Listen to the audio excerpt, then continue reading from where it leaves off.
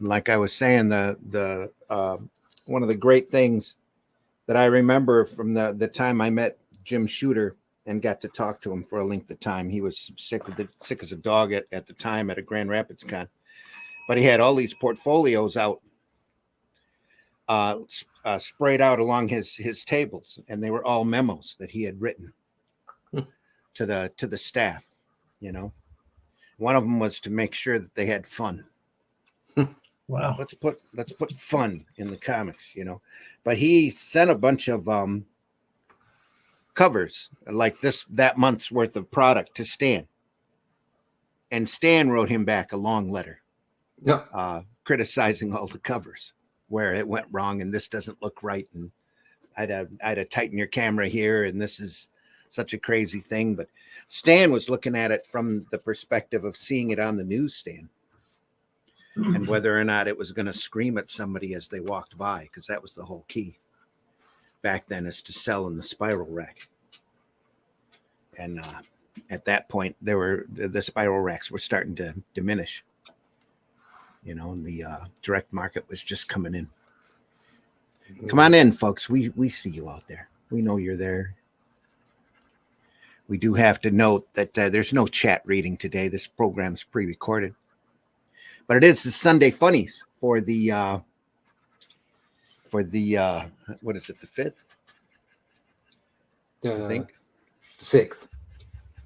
Is it the 6th? 6th of August, 2023, folks. Already. How did that happen? It's like it's just zipping by. I'm just going to say it's today because I always get it wrong. It's today. It is today. It's today. 6th it is. Here's the opening, and then we'll get underway. Whoop, not with that button. Still not got it right, Andy. Criticizing me for not knowing what day it is. I'll never get it right. I'll always be fighting with these buttons. Yeah, here we go.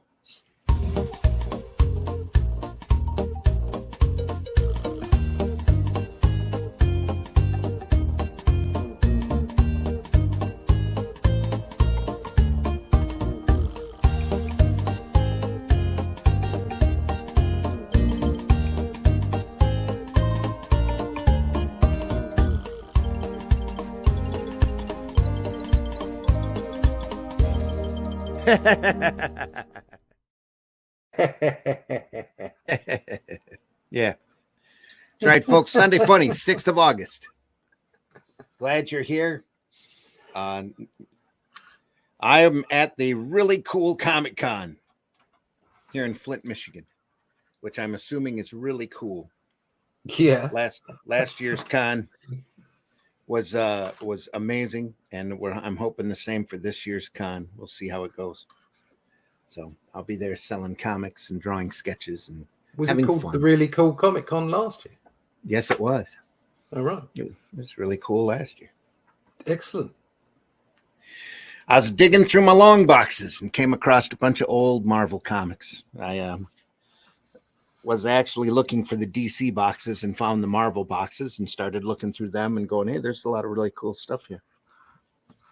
So I figured we'd do a show today about it.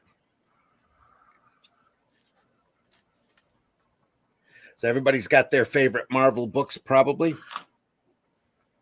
I would imagine. And a lot of the viewers out there, there's probably a lot of this stuff that they haven't seen before or realize how great the artwork is in it. So I thought that we would show it off. Yeah. Yes, no, maybe? Yes. Sorry, we're just... Yes. Sorry, Daddy Randy. We're silently agreeing with you. Look at that. I'm drawing. Yeah. Hold on. Oh, what's that on the right? Who's that? Is that Frank Brunner, is it? No, it's Frank Brunner. That's Frank Brunner. That's Frank Brunner. Oh, right. Yeah.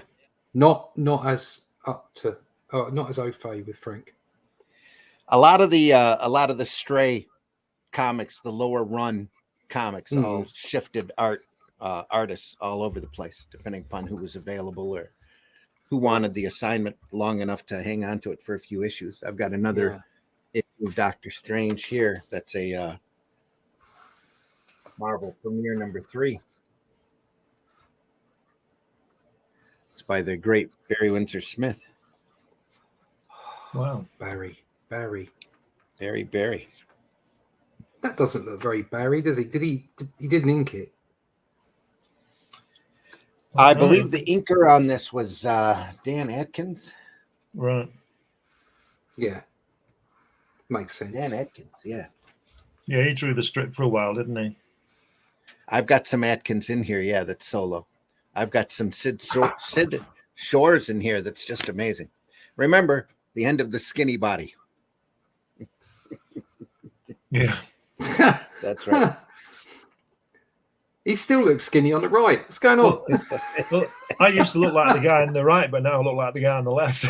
There we are. While the world spins mad.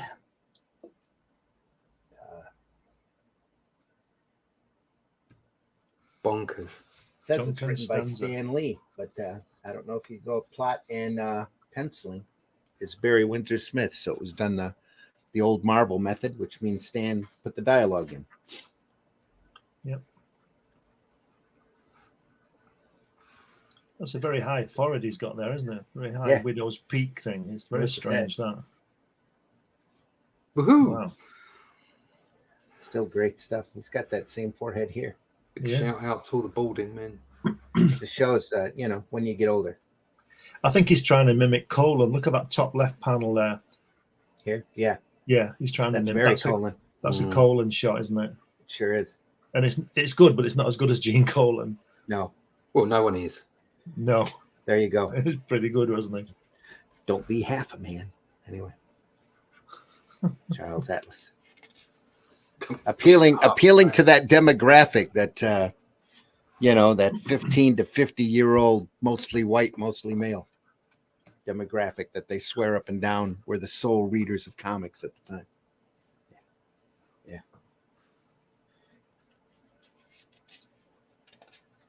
I need to bring a bigger light on here. It's a wargaming RPG, right? Strategy game, war game. How's that? Better? Much better. There we are. Stanley's soapbox. Wasn't there a book recently about Stanley's soapbox? Put all the soapboxes in. Yeah, probably somebody put the set of them together. But a lot of them got pretty redundant. Yeah. Hey kids, comics, that kind of thing. We're out here doing comics. We love doing comics. We're doing comics. When was this released, this comic? This issue is dated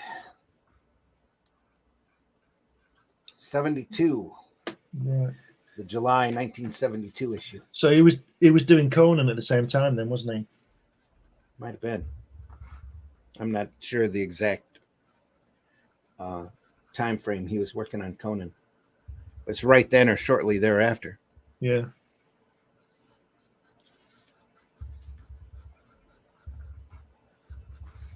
A little bit of psychedelia. There's some nice stuff in it. Mm. Everybody tries to be with Doctor Strange. Everybody tries to match up with Steve Ditko. Yeah. And his craziness. But, yeah, it's the benchmark, isn't it? Yeah. That's why the Ditko run keeps getting reprinted over and over and over again. So that's kind of the high point. Of course, you can buy any three any three stereo LPs or any one tape shown here. Get it for free. Part of the Columbia House scam. That's how everybody upped their record collection. It's got a look of Steranko as well, hasn't it? It's all back there during that time frame. Everybody was feeding off of everybody else. Like that reflection. Yeah. I like those gloves Intrigue. as well. The hands with the gloves. Yeah. Looks very wordy, even for a Stan comic, doesn't it? Yeah, it does. Now that you mention it. Some nice pieces. Some nice drawings in there, though. So he's probably walking through, overthinking about life. Who knows? Knowing Stan, being quite verbose. Stan, arguing. verbose. Good Lord. Bombastic. Maybe.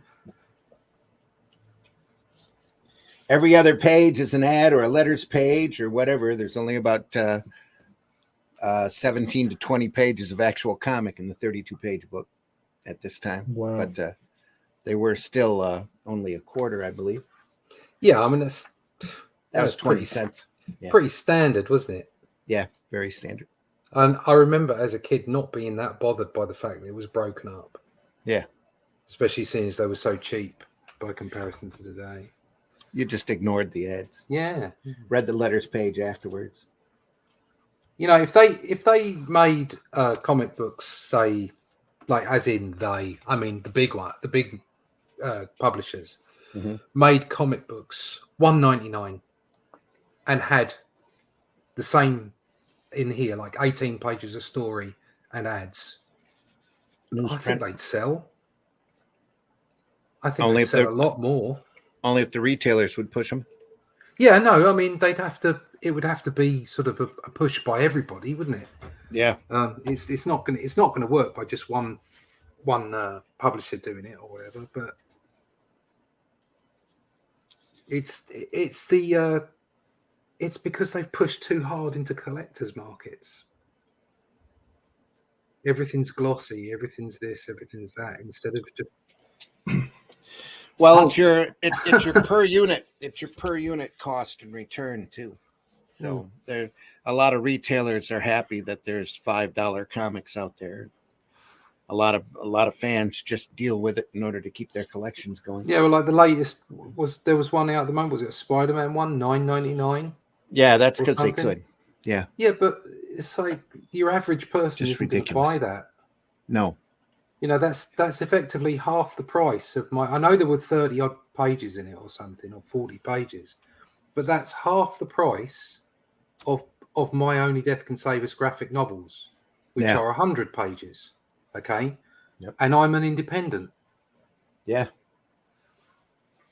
Well, the numbers they're pulling down on the books anymore probably make them about as equal to the independent stuff. Yeah. So. Quick little ad down here along the bottom for the Defenders coming soon. Doctor Strange, Hulk, and Submariner. Oh, there we go. I saw a post today. It Full was pages of ads. I don't know if it was Defenders or not, but it was Sal Buscema Uh-huh. being inked by Ernie Chan. Might have been. What book was I that? don't know. I just saw the page, but I just thought it looked lovely. Looked really nice. It was a real something different on Sal's pencils. You know, Yeah. made him distinct from. You know, he wasn't just like a lesser Buscema. He had his own style. He had his own feel. Yeah. He was very angular and sharp in the stuff that he drew, as it compared to John. But having the Ernie Chan inks over the top, which softened that angular aspect, actually, like it was like wow, it was really really good. Didn't Ernie Chan ink John as well? Yeah, I think on Ernie on inked Conan. a lot of On people. Conan, yeah. Yeah. I thought he did, yeah. On Conan, yeah. Drew his own stuff there for a while too, didn't he? So he's done a lot of individual Conan work. Yeah, I think he did do some, because John wasn't on all of that Savage Sword stuff. No, there was an awful lot of, from what I could see, there was a little bit of swiping going on of John's work as well. Mm-hmm. So artists would go on there and they'd go, well, John drew that really well. Let's just reuse that panel. Yeah.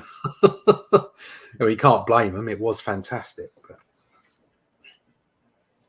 Next Murder by Magic. Of course. Another looking over your shoulder. shot. I think here. that Barry Smith must have coloured this as well, because if you look at the white areas on the cloak, it reminds me of the colouring on Machine Man that he did. Mm. So Yeah, even a back little then, I bet even then, I bet he was putting in colour, pointers. So this would have been painted, wouldn't it? I don't know about that, but maybe he just indicated not to run the red to the edge of the cloak. I was just looking at that face that Randy had up there, and it was that green one. Yeah, the Doctor Strange face. Not there. The big. There was a big one at the end of the book. Yeah, it says painting. I can't catch that word there though. Because it looks like brush. Phantasmagoric.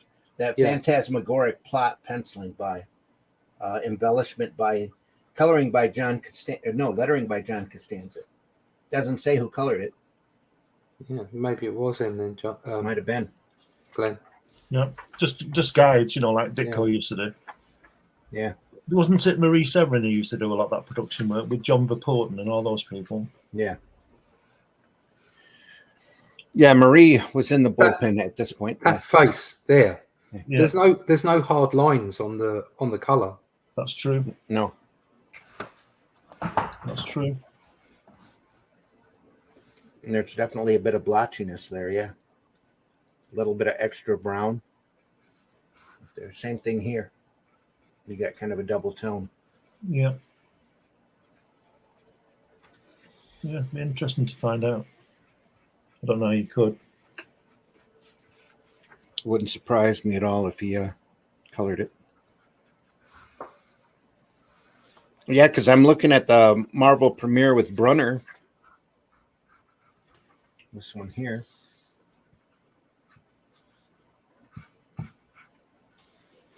It's got Costanza lettering, but it also attributes Brunner for the colors. Right. There you go, you see. Yeah. The Crusty Bunkers inked this. Oh, Right. they get everywhere, don't they? Oh. Which means they ran it to Continuity Studios. So there's probably a little Adams, a little Chaikin, a little Giordano mixed in this. We need this tomorrow. Yeah. Don't give it Vince. Frank Slate. I think I've got some good Vince in here. That's almost an oxymoron. Yeah, I was about to say. Must be a rare book, that one. Time Doom. Poor old Vince. I think Frank Brunner is quite underrated as well. He's quite a good artist. I always thought. Yeah, very much so. Yeah, I always enjoyed his work. Yep. I guess you can get a 111 piece coin kit for only $2 there. Oh, wow. Look at those faces. They're quite John Buscema, aren't they? Those profiles. Yeah. Mm. The nose and the hand and everything. But it stands right out. Like I said, I always get Avengers-ish. That. Yeah, I always enjoyed Frank Brunner's work. Yeah. This is. I don't think I've seen this one. Can't remember now. I think I was looking at the wrong one when I said earlier I'd seen that one. Now it's 6 LPs or 5 tapes for $1. No obligation to buy anything ever. They'll just ship it to you in the mail and bill you. It's like when they say you can get a free quote. Oh, thanks. Yeah. Yeah, piss off. They call you to give you a free quote. Thank you very much. Yep. Yeah, look at that letter in there. It says Cagliostro. You can see the expertise of John Costanza's letter in there. Look at it. It's the same, isn't it? Yep. Do you know what I mean? Brilliant. Long before computers. Yeah. Yeah. Because they're just that good. I just remember with Brunner's work, a lot of great shadow play. A lot of darkness here. Working through. He's really a natural for Doctor Strange.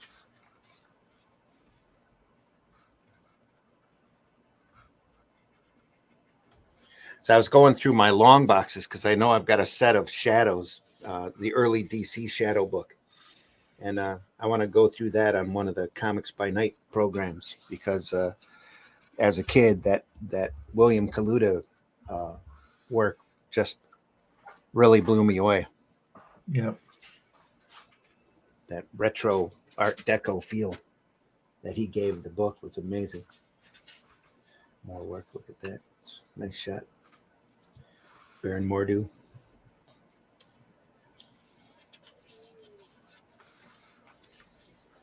Some great drawing there, isn't it? Isn't it great now? Look at that bottom panel there, where he's zapping in Die Strange. Look at that. Fantastic, isn't it? That's really good. Be nice in black and white, that art, wouldn't it? Yeah, it would. Be very interesting to see. Yeah, I'm like afraid of getting some ink on there. And I like the way he breaks out the panel on that left-hand page as well.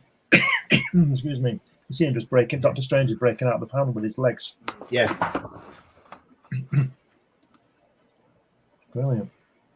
Die Strange. And we've got the in the panel above the Zap panel, we've got the Ditko hand with the fingers, haven't we? You know, not as bendy though. Ditko, but not quite Ditko. Yeah. Yeah. Still cool, tilted camera. I mean, it shows you, doesn't it, that Frank Brunner is a great artist, in my opinion. Very underrated, like I said. Really good line work. And he's drawing Steve Ditko's character here. And Frank Brunner shows how good he is, but he's also showing you how good Steve Ditko is at the same time, because he's better than he is, isn't he? You know what I mean? Yeah. Yep.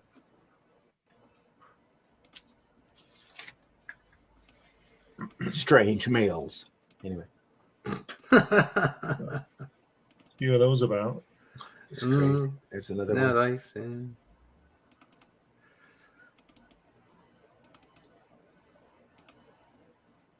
I'll tell you something. If you look at that page, those bottom three panels, I think he's, you know, you were saying before about there's only 17 pages of comic in it. Those panels are too crowded for that size, aren't they? I wonder if he's mindful of the fact that he's only got 2 pages left. He's jamming on the story, though. That's what I mean, and he's jamming it in, and it's spoiling it really, because it's really compressing the action, isn't it? There's well, any more that'd be 6 pages in an image, right there. Yeah, minimal. With a couple of extra panels just drawn in, that'd have been a full shot of him standing. That would have been a full shot of him standing. That would almost be a splash page right there. Yeah, it would have been a good one, wouldn't it? Without. Yeah, fantastic. The way they've decompressed 2 pages of ads. Look at that. Yay. Learn karate, Russ, right there for free. Karate? Yeah. Yeah, I could learn some. That'd be good. Right next to the locksmith ad. Yeah. You too can be a locksmith. So that you can break in. The key to karate. Exactly. Karate. Brilliant. Look at that. Continued after next page. Just great stuff. Look at that. Some almost Kirby Crackle down on the previous page there on the bottom. Yeah. Really nice effect. A little bit of Zipatone with some white paint dotted on it. Yeah. Looks like could be Adams or Mike Nasser inking that right there. Yeah. It's got that look to it. But still, though, amazingly, nobody but Brunner comes through on this on the inks for the most part. It looks very Brunner. I don't know, it looks like there's a little bit of Neil Adams going on there as well. Look at that. It's top left. Over here? Wide panel. Yeah, look at his hands. Yeah. And the way the brushwork is done as well. I mean, it's sort of like, it's almost Dead Man, isn't it? Yeah, it is. Now that you mention it.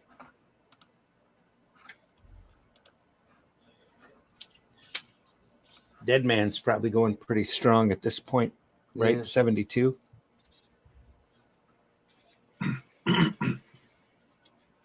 Bicycle Motel. Too skinny. Hypnotize any TV set. Cartoon for money. There we are. Free book.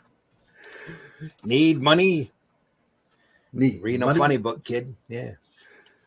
Too skinny? No. There we are.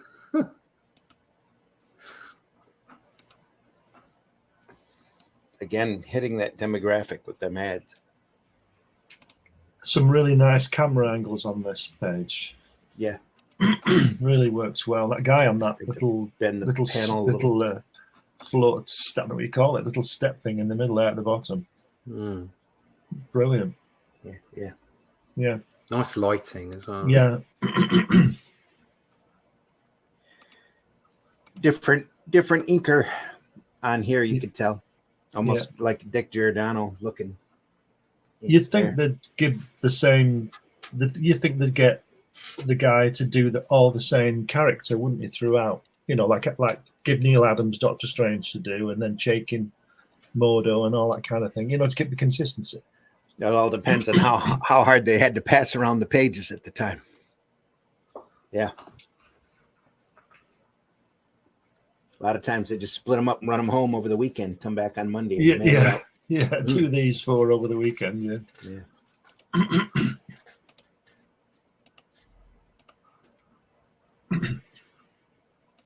Really nice work, though. Yeah. Look at that. What's all that about? Is that like the last 10 pages of script that he didn't manage to draw? Let's just fit that in. My God. Look at that. I think that's Stan Lee expounding upon the character here. Some great Kirby crackle up Back there. to the dawn of creation. Yeah. A lot of little stippling. Crosshatching. Yeah, little it's lovely. It's lovely, isn't it? It's really good. Yeah. Look at that pose on the left in the middle where he's sort of standing above him. And he says, that one, I wonder how many times that pose has been drawn in comics. It must be thousands of times. Like Doctor Doom, and all this kind of stuff. Standing triumphantly over his conquered body, waiting to be kicked in the balls. Yeah. That's right.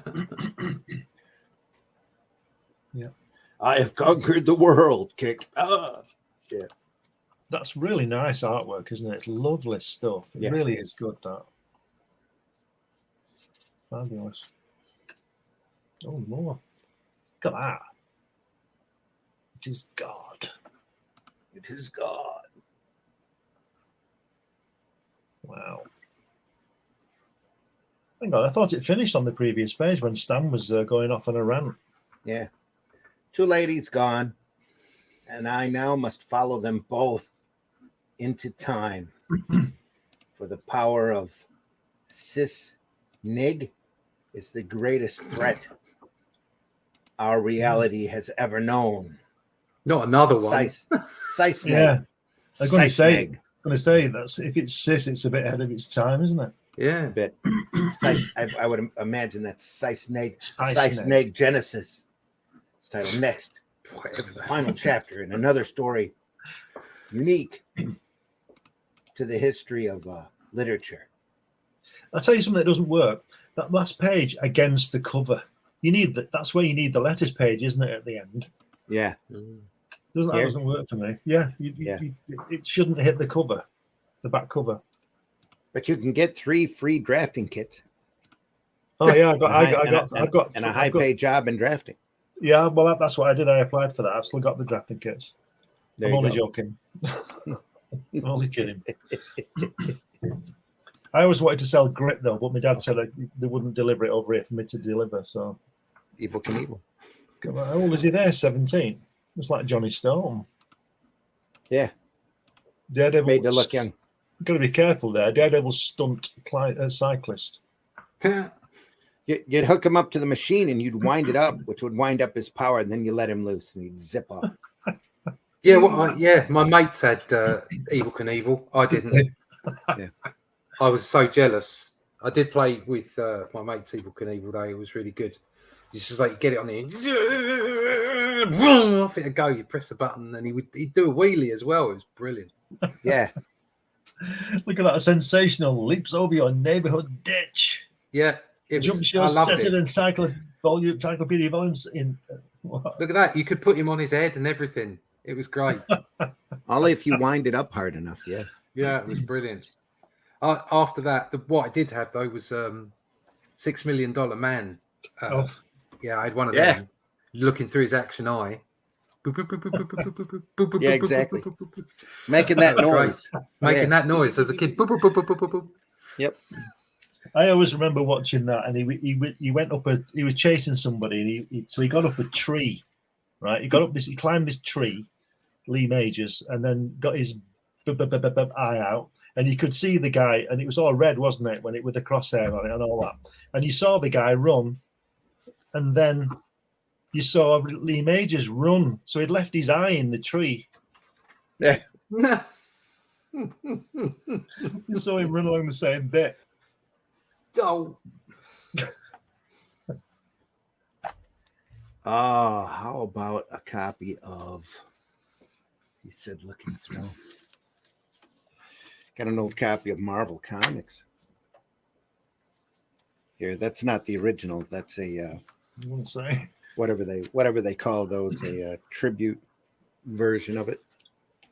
It's got a Human Torch story in it. Marvel Comics, Human Torch and Toro. The Parrot Strikes Back. Always beware the parrot. Look at his face. That's the parrot there too. He's a parrot. With Toro, the flaming kid. Carl Burgos. Kid. Wow. Good Lord. That great lettering as well, that title. That's what my dad would say, those flaming kids. Yeah. Yeah. Wonder why they don't ever use the parrot anymore. Such a great golden age villain. you dirty. Rah! You can always tell the difference between Toro and Human Torch because Torch had all the lines, all the detail lines inside of him, and Toro didn't. He was just solid flame. The parrot's pooped in the cage again. How about? Looks like Spider-Man's web, that basher thing, that ball and chain thing. That's a crane with a Crane, yeah. demolition ball on it. That's it, yeah. Crack, swish. This was back when Human Torch was an android. Look at that. The original Human Torch, all right? The original Human Torch.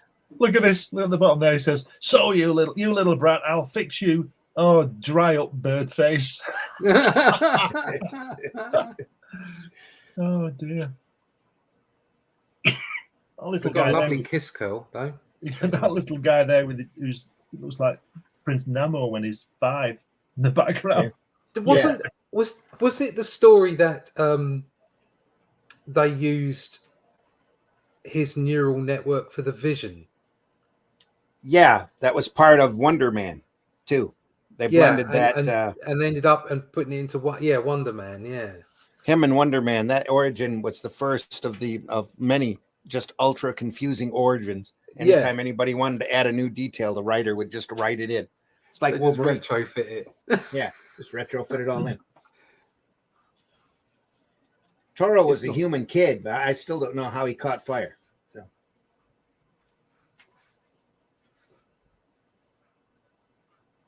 it's a close-up shot of the parrot. Well, he was probably playing with matches.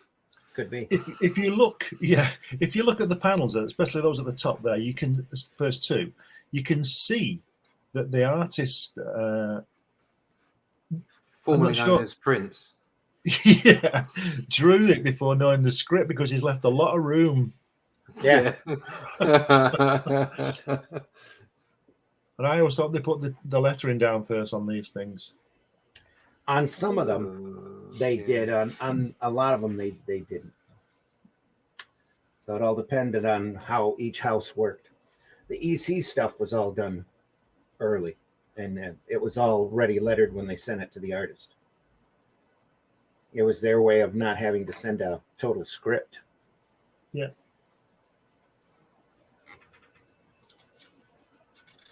Parrot, torch. Don't come close to torch or else he's my baby. You rat. Slap. Slapping women there. Look at that. You can't do that. I can't.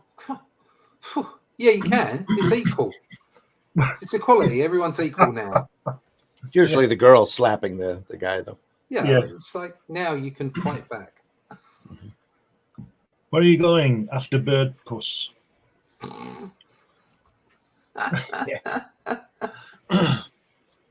Going after Bird Puss. Whatever that means. This is one of the safer Golden Age stories because the first couple of Marvel comics, the Torch was burning all of his villains. And then he swore off doing that because it was so painful until after World War II. And then, as if you were a German or an Axis member, all bets It was were off. okay. He just barbecued you every chance he got. Yeah.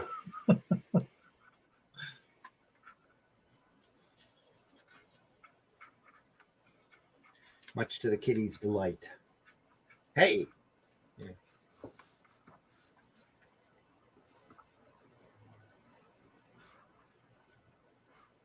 Some great Golden Age stuff there. I don't know if that coloring was actually right. Somebody's trying to bring in like modern coloring.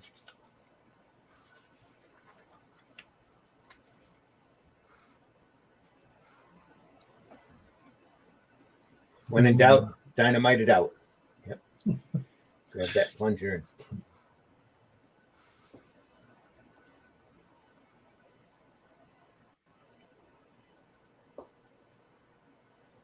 Land beside the driver. Hello, Parrot. Torch. Let's crash the car. Nice work, Torch. You okay? It's great when he says there. He says, "Yow, water heading for the volcano. The men below will drown.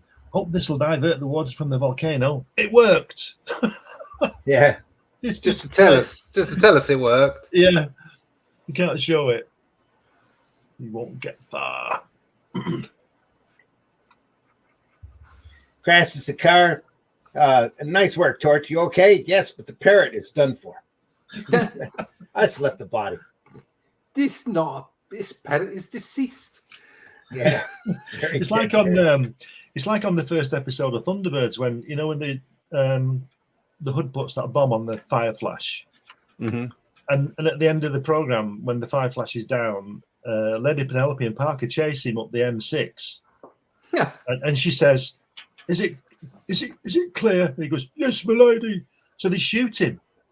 They've got this machine gun in front of the Rolls Royce, and they shoot him, and he crashes on the head, and he's stuck in a tree, going wah wah wah wah. But they just murder him. They just shoot him. Yeah. They don't chase him to arrest him. They just kill him. They might hurt somebody. There's nobody. She says, "There's anybody else on the road?" And he says, "No, my lady." So they shoot him. But he didn't die, did he? No, he didn't. But they didn't know that. They just he crashes, and then he says, "Oh, my lady." She goes, "Home, Parker," and all this kind of stuff. They just left the body. Parker. Yeah. Just left him there. Somebody else will find him. Hanging in a tree. Yeah. Well, no, they've got to leave him there, so they've got someone to fight against next week. Right.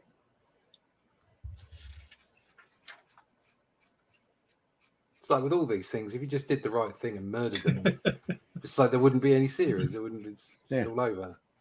Somebody tried to go through and modern color this too, because I'll wager that wasn't the original color version of that. Is that Kirby Simon? Kirby Simon. Kind of looks like it. Looks like it. Into those faces. Sure does. Look at that. Yeah. Floating head. Anyway. Yay! Floating heads. Sure does look like Kirby's work here. Kirby Simon. We love floating heads. Totally different vision.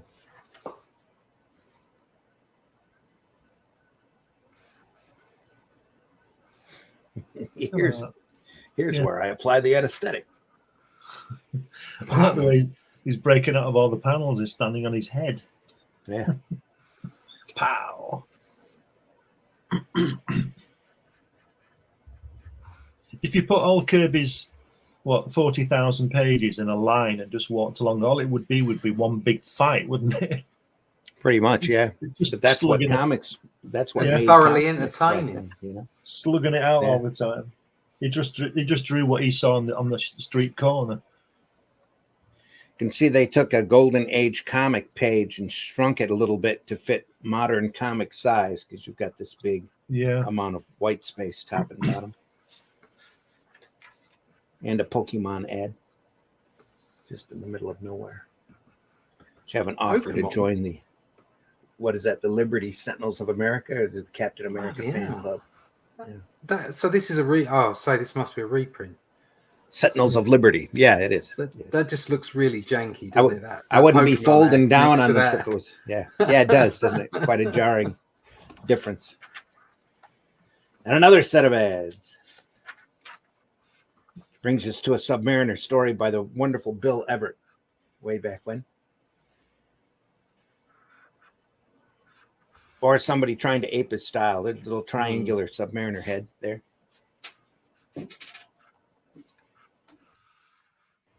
This has got to be somebody other than Everett, because even at this point, Everett's got a definite style look to his stuff. And that's not quite it. But here the car is up off the ground again. Yeah.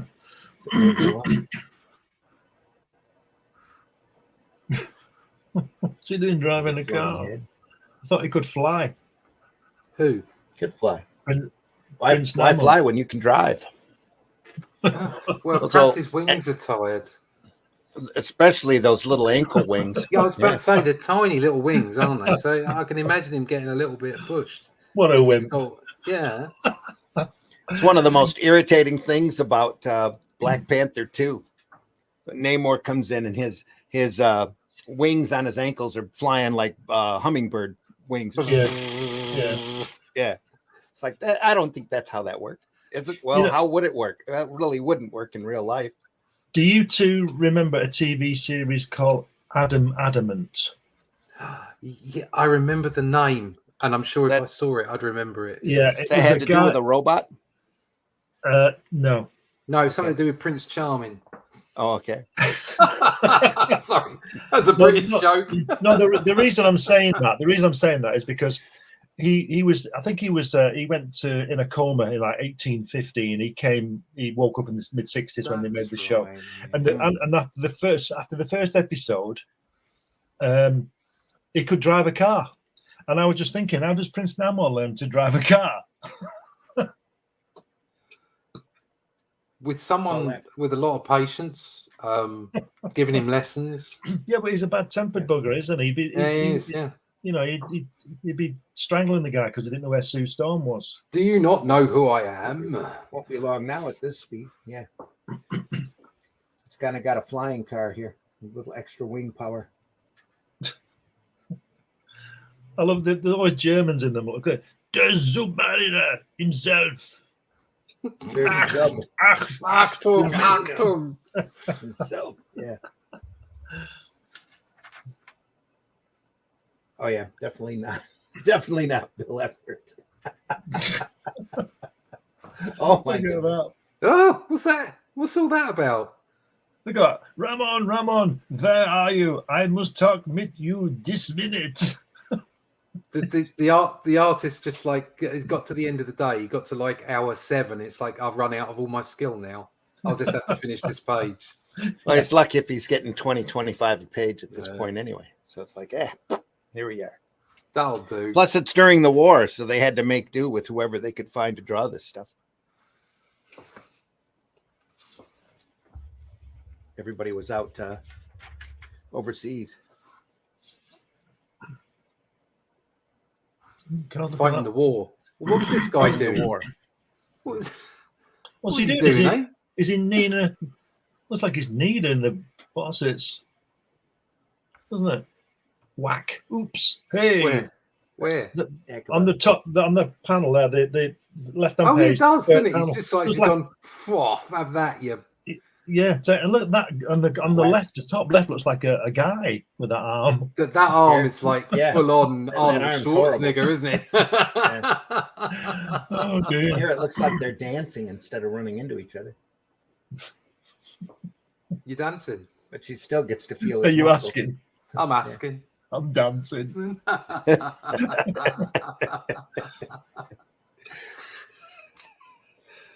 It's brilliant, isn't it? Oh my god! Look at that. I know he tied him up. That's a hell of an eyebrow that Namor's got there. He always has those though during this time. Yeah, no, not quite those. Vulcan looking eyebrows. Oh yeah, They're bonkers. of course he does. Yeah, they are. It looks like he's put a shoelace on his head. How else are you going to tell he's an Atlantean though? Oh, of course. Well, because of the The wings fact and the that- fact he's wandering around in his wife fronts all the time. Yeah, they are. Kneeing girls and the what's it? Kneeing girls. Sorry, back where I'm from in Atlantis, that's the common ritual to knee you in the nuts. I don't think this artist can draw legs because you never see his, or you rarely see his legs. Like on the next page, he's sort of hanging from the side of the panel. I have to say that there's not a lot of good anatomy going on here.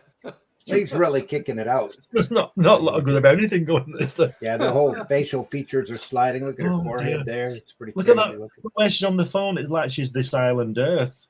Yeah. You know those guys Hold with the on, big hold on. forehead? Oh, God, yeah. Sorry, love, your wig's slipping. Yeah. Mad scientist again. Pop, smack. He's whacked her again. Did. Popped them both. Too Popped bad. one, smacked the other. Sucker. Too bad, sucker. Yeah. Sorry, pal. Who said that? Who said sorry, pal? So, Yeah. Namor would never speak like that. No, he wouldn't say that, would Disintegrated he? his head. No. Colloquialism for Namor. That's where Stan Lee learned how to write his characterization. So he probably didn't write this.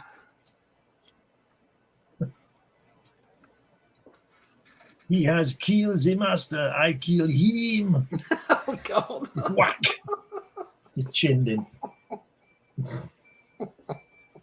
Smacked him but good with a poorly anatomy arm. Yeah. Yeah. Pop, smack.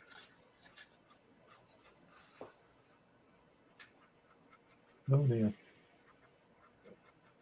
Zap. Out of that entire page, you must have decided to concentrate on the drawing on that panel right there. Yeah. Yeah, Best just drawn that panel one. in the group. Yeah. Just one. You get just one for every issue. He's doing it again there on the sixth panel on the left-hand Here, page where he's throwing here that chair. Yeah, on Ducking, trying. when he's throwing the chair and he said, "You don't get away with that, he's in, mister." Yeah. Hold tight, little one. As he jumps through the window. Hold tight, little one. Wham. Oh dear.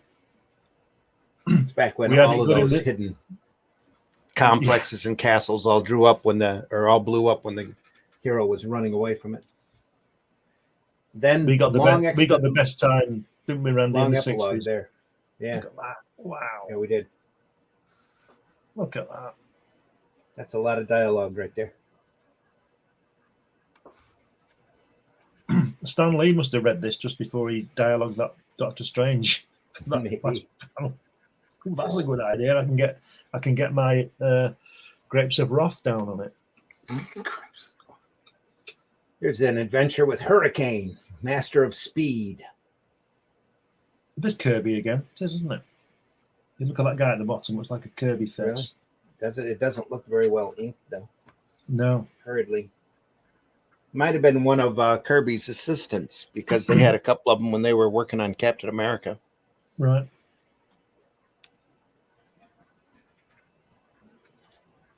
Hurricane, Master of Speed. $20,000 a week. On the ad. Yeah, no, that's a modern ad. Don't let that fool you. Mile High Comics. Wow. Visit our website today and find great comics and unbelievable savings. Marvel Comics Internet Auctions. 20,000 a week.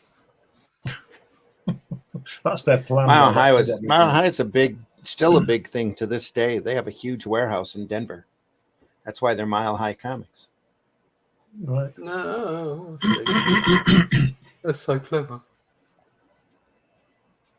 Hurricane, master of speed.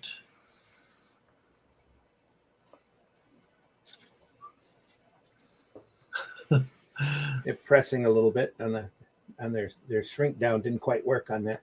Yeah. Probably Yeah, because it's, yeah.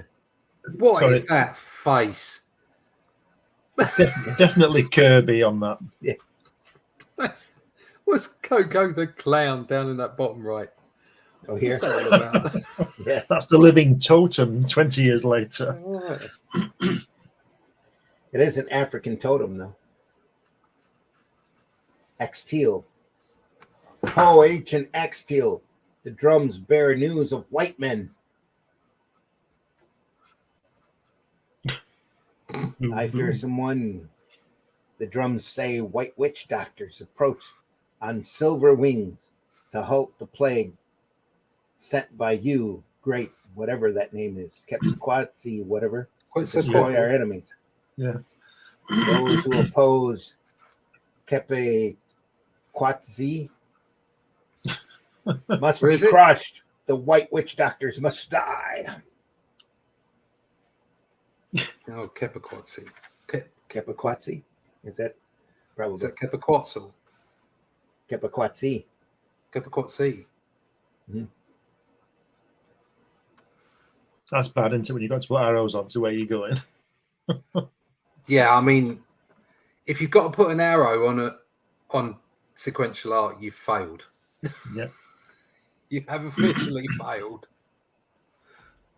I don't know. There's some charm to those arrows, except that they expect you to go here and then come back down here. Yeah. That's the last panel on the page. I think you're being really nice, Randy. Yeah.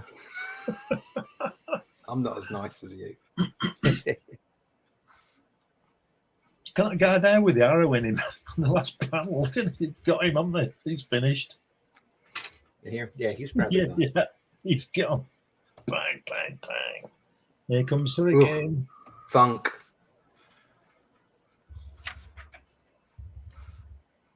Oh dear. Speak, man, speak. Dr. Clay, what happened to Dr. Clay? They take him alive. Oh. Look at these arrows everywhere. Oh, bloody hell. Oh. In all fairness to the person drawing it, I reckon that's done after. I reckon they've drawn the strip, and then whoever's editing it has gone, oh no, we'll just draw an arrow there and get people to go that way. Yeah. I think Randy's right. Somebody's gone on this on Kirby's layouts, I think, because I think these are definitely Kirby pages. Very, very rough pages of it. That's a heck of a large arrow considering the previous one. And it goes right into the box here. That's right. Brilliant. A hurricane is shirtless. Well, he has to be, doesn't he? And so the bugs would act like little tiny BBs against his skin, point as he's running. Has he got little ears or something? What's going on? Has he got a helmet? What's that? He's like Hermes, right? He's got what? Yeah, exactly. Might as well have Hermes. Yeah, he's got a little headband with little wings on it. All right. Little wings on his ankles again too, just like Nemo. How very trendy. Must have been a running theme at the time. Oh god. Yeah, it's kind of a headband. It's not in front there though. It's off to the side. It goes in his head. Very 80s. Goes into his head, yeah. Has he got some leg warmers as well? He's got tall boots. Nice. Yeah. This isn't quite the beefcake 80s period though.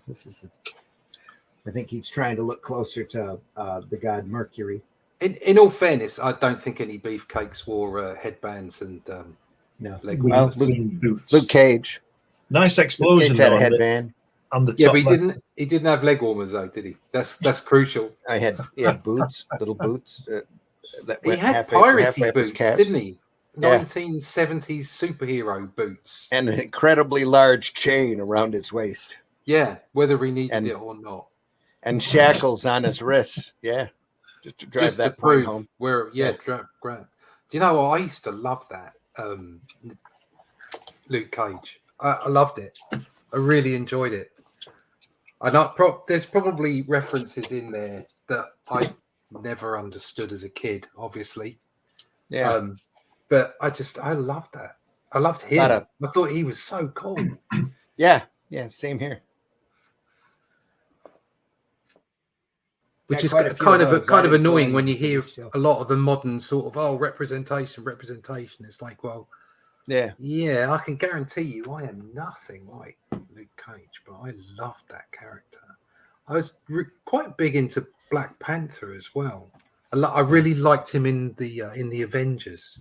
I always thought he was a great character in there. I always felt sorry for Luke Cage because he always lost when it came to money. Yeah, He was he the never got maker it. of the worst Yeah. business decisions ever. He would be responsible for. I always wanted to write a series of Luke Cage where he goes to night school and learns business, and starts a hero for hire franchise that gets out of hand for being too successful. So he's having to go around and recruit all of these characters, and he can't go out on any missions because the insurance won't let him. You'd have it when he got really successful. You'd have Zuckerberg buying him out for $4 billion. There you go. Yep. And then he'd get robbed on the way out because he took it in cash. Yeah. Robbed by the human dynamo, probably. Yeah. He'd end up living above the movie theater in Harlem again, you know? Yeah. What a revolting development. Isn't the Black Panther a woman now? Shiri. All depends on which one you're following. Yeah. Well, didn't the guy die who played him? Yeah. Yeah. And they refused to recast him, which was ridiculous. And so they gave it a go. Yep. Well, it's all new, all new Marvel, isn't it, or whatever it was from 2016 or whenever it happened. And that's effectively what they're basing a lot of the story decisions on. Yeah, it's why they've nicknamed it the MCU. So it's just. Did anybody watch Secret Invasion? Yeah. No. No, I don't think I'm going to either. I did see a couple of critiques of it, though, which was enough for me. Yeah, I mean, on one side, you don't want to just take people's word for it, but at the same time, it does seem to be pretty universally. People don't like it. Well, I tried to watch Ms. Marvel and got about 10 minutes into it. Right. Well, Ms. Marvel is not for you. The company. Oh, yeah, obviously. Yeah. The company I had here was pretty much begging me to shut it off because it was so stupid. Yeah. I'm like, I don't blame you. I'll be honest, I'm kind of not interested in anything they have at the moment. I think that's one of their biggest problems. Nobody else is either. Yeah, it's a complete lack of interest, isn't it? That's what's going on now. Secret Invasion could have been an absolutely huge thing for them, but instead it's just 6 episodes that nobody's watching. If they'd have made it like the comics, it would have been huge. Yeah.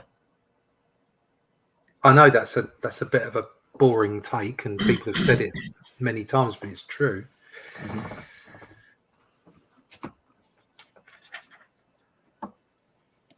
There's a nice panel for a Golden Age book.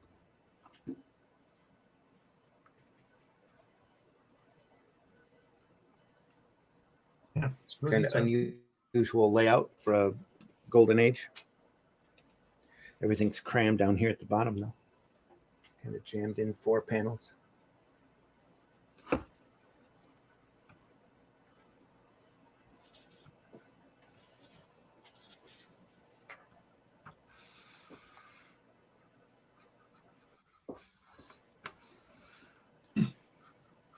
Who's drawn that? Do you know? No idea.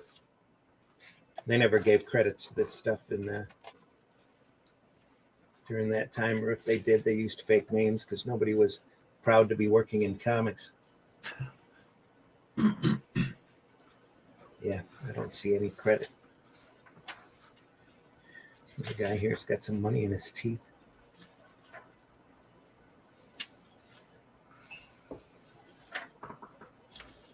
He's got the villain tied up here pretty early.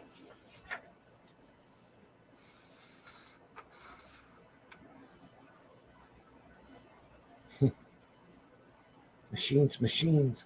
I hate them. Calm down. Let's hear the rest.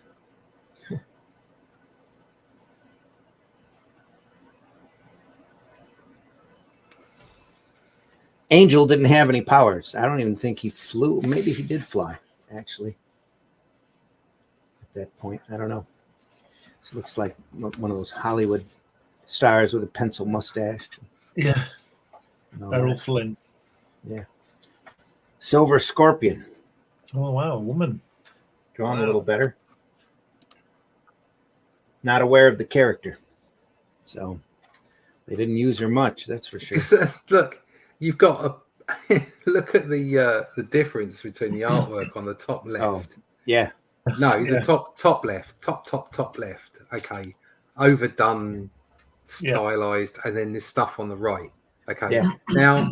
Now you'd have to say that anatomically, okay, I mean, certainly the Spider-Man anatomically is pretty good, okay, and that one with the Vulture and Craven in it isn't a bad image, all right, but there's something more engaging about the stuff on the right, than there is about the stuff on the left. Yeah, it's not colored as darkly. Well, it's just more engaging. I don't know what it is about it. It's like seeing a lot of this stuff at the moment. I saw somebody put up some stuff that they said that they kind of used their own work, what have you, and they'd used the AI and then they'd overpainted it and all the rest of it. And I looked at it and it's like it just looks like a bunch of illustrations from a scenery artist from, like putting together good ideas for a film. So even though it might have been quite good, it didn't engage me in any way, shape or form. The actual strip didn't do anything for me. And it's like, it's this whole thing. I mean, at the moment, the conversation is, oh, it's going to take away jobs. Oh, what about the intellectual property right? Oh, what about this? Oh, what about that? And as far as I'm concerned, it's just a big fat no. I'm not. It's bad enough that you've got all this Photoshop coloring that not everybody can do properly. Some, obviously, there's still good coloring out there, but some people just rely on effects and grads and all the rest of it, and it just looks oversaturated and just ugh.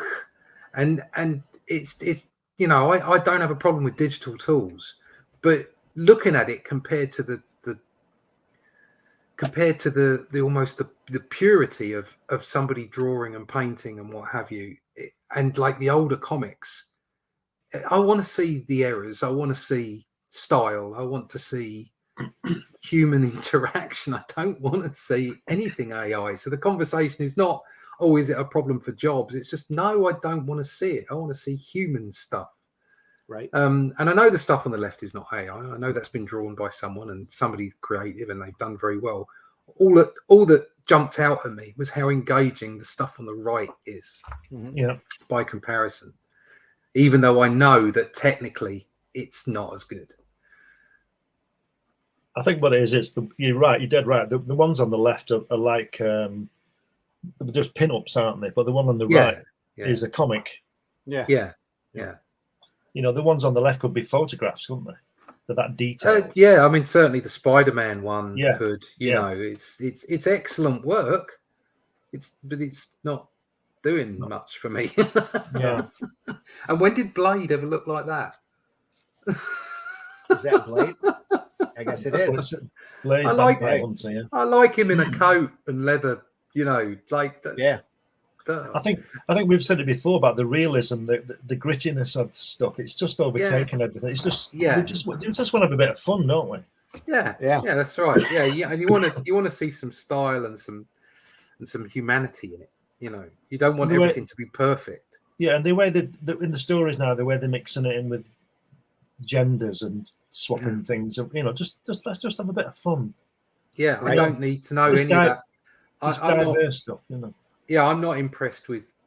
I don't. When I was a kid, okay, I read Fantastic Four, and Johnny was upset that Crystal had run off with With a robot. No, the Flash. No, not the Flash. The other, the Quicksilver. guy from the Quicksilver Quicksilver. was upset that he'd run off with Quicksilver. He found her in the Inhumans lair, and there was a big story around it. And there was this last panel of him crying. And for me as a kid, I thought, oh, that's quite emotional. Where's the next fight scene? I wasn't interested in it. It was fine. It was part of the story, and it was all good, and it was great for learning. You know, you've got to look at this all ages stuff. Comics are great for learning, and even when you don't know you're doing it. So it was a great interaction. I loved it. All right, but I was there for the fun. I wasn't there for the fact that Sue and Reed sometimes had arguments and would split up every now and then, and the Fantastic Four was no more multiple times. Okay, but all that was just a tool. Mm-hmm. It was a tool so that you could get what's the name in the one with the Medusa came in, didn't she? And also the other, was it Titania or who was it? The girl, her and Ben Grimm had a thing going for a while. She was really strong.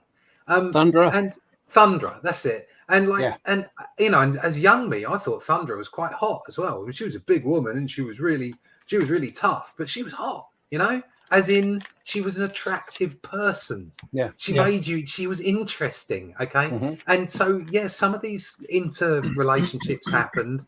And obviously at the base of physical relationships, a lot of it's about sex. Okay. But that was not what was in the book. There were relationships, and that was enough. They were just cornerstones for you to feel that these people were human, that you could relate to them, and also a way of finding roots to different stories.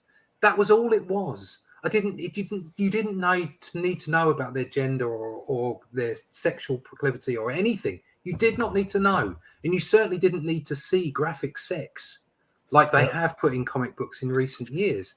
And when I'm talking about that, you can have a comic book with sex in it. That's absolutely fine. But don't put it in Batman, please. Yeah. Okay? Because as far as I'm aware, it's still an all ages audience. So, you know, it's just, supposed to be.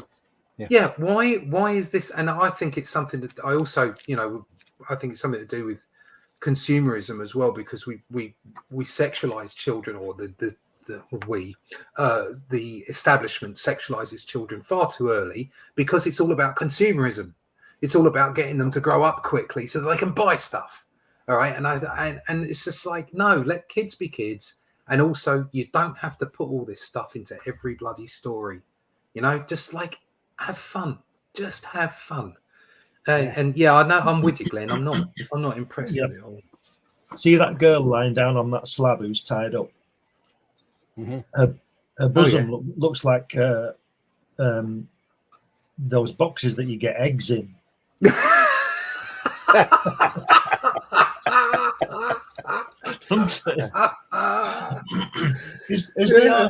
the artist S. Ure under the girl's foot, the scorpion's foot?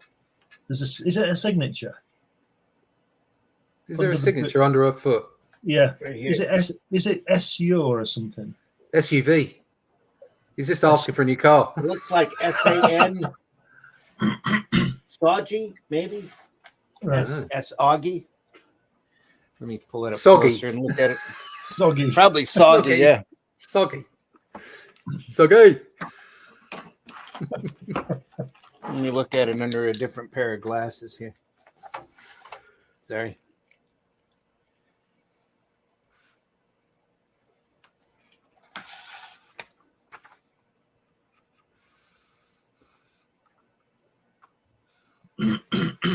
It looks like S-A-N Anal Sanel SANLE is what it looks like.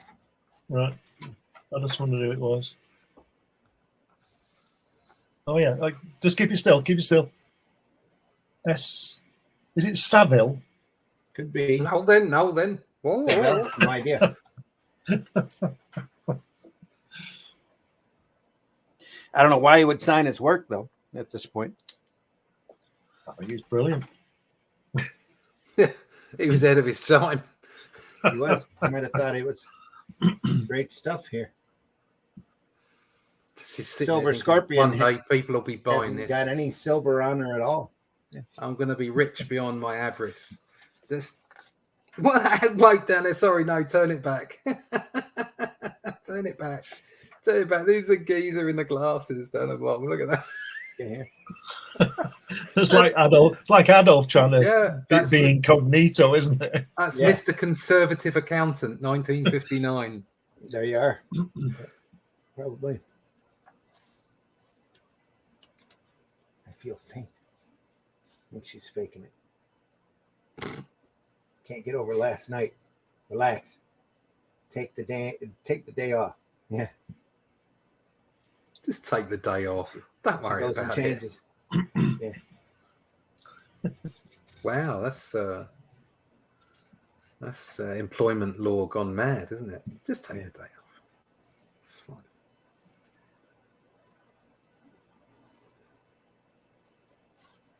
Interesting here. He pulls his camera back for the action. Yeah, I like that bit of action there. She's rolled him over. Yeah, it's good. Rat. Sorry, but I have to do this. Oh, oh, rat. I love that.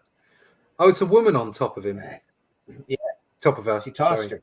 Yeah, she tosses her and apologizes at the same time because she's a woman. Yeah.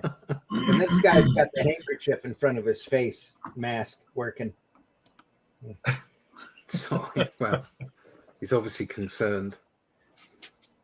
He's worried about the bug. Yeah.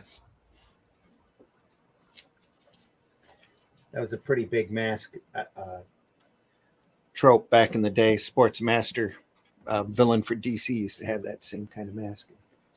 There's all sorts of that used in the pulp magazines.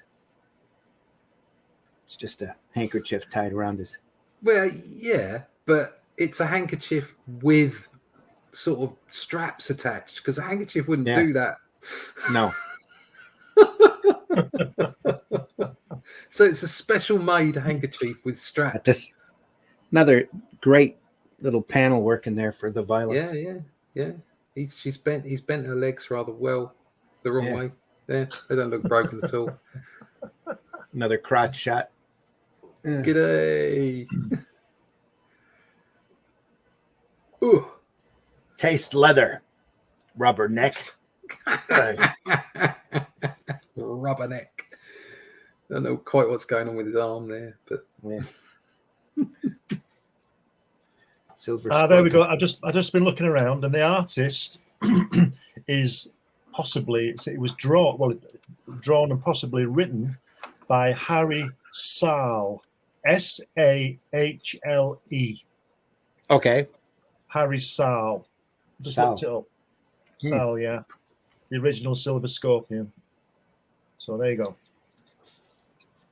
So I'm nearly right. I'm nearly right. Sahle. Very long. Yeah. Sahle. Yeah.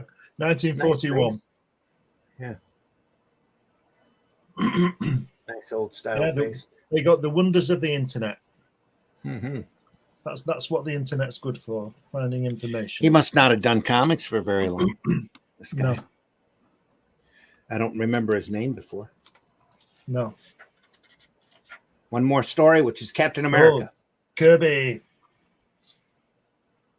Look at that. Look at that dagger. Dagger. I love the one they used to put like there on the top, Captain America as narrated to Joe and Jack, like somebody's telling them the story. Yeah. Look at that guy at the top with the Ku Klux Klan coming out the wall. That's a seriously weird pair of faces going on there, though. Yeah.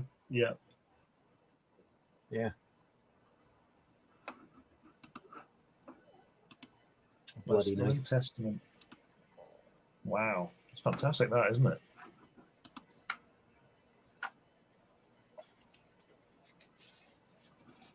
Yeah, I'm not sure when that was pulled from. They just reprinted an entire issue of Marvel Comics. Marvel Mystery Comics. No, that's not Marvel Mystery Comics #1. That's not what was in that book. All right. That's just them putting a bunch of Golden Age stories together, hoping to sell it. Yep.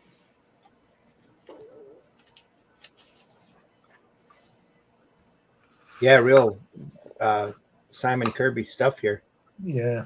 There he's got a pipe looking intelligent. He thinks he's Reed Richards. I'm afraid those two heads coming out of that. I'm going to say, look at that.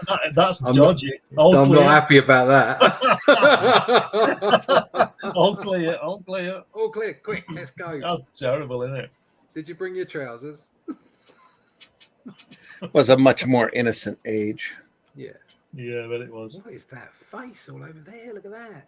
His big bottom jaw. Looks like he's melted. Yeah, he does. Same over here. Yeah. He's all right until the nose, and then he gets bent down here. It's the melting man.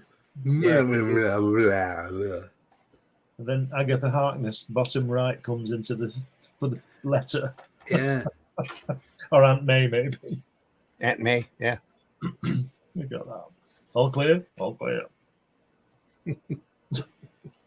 It's another one of them pages you can take, or panels you can take out of context. Yeah. Yeah. Should scan that and put it on Facebook. Yeah. What's he doing there? He's Sitting on his giving him a shoulders. lift. Sitting on his shoulders. He's up on the shoulder. Probably taking him for an ice cream. Probably. As a reward. Come on, let's go get an ice cream. Okay, Cap. Cap, look. Holy cats. Another body. It's like Faulty Towers. Another one, Faulty. Look at that far right panel there on the right hand It's like our page. 1, gruesome 2, friend, the 3, White 4, Death, got you 5. first. Where he's running away from the camera there. Oh, Yeah. sorry about that. Classic Next pose there. Yeah.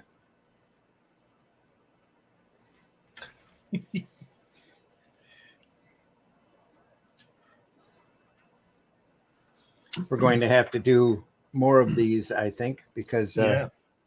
I've got quite a stack. We barely scratched the surface.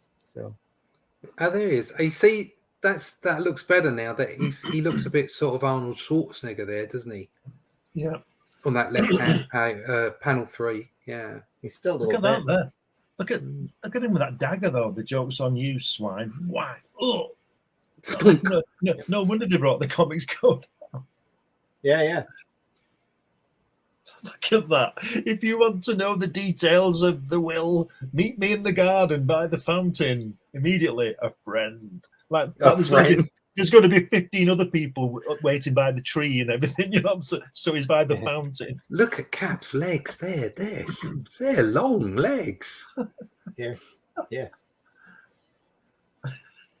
Here too. I saw a documentary yesterday. It was talking about a documentary. It was sort of like a review. It was talking about wizards.